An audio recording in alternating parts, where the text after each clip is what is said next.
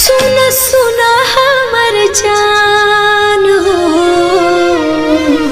सुना सुना हमर जान, रहला दिल के अरमान।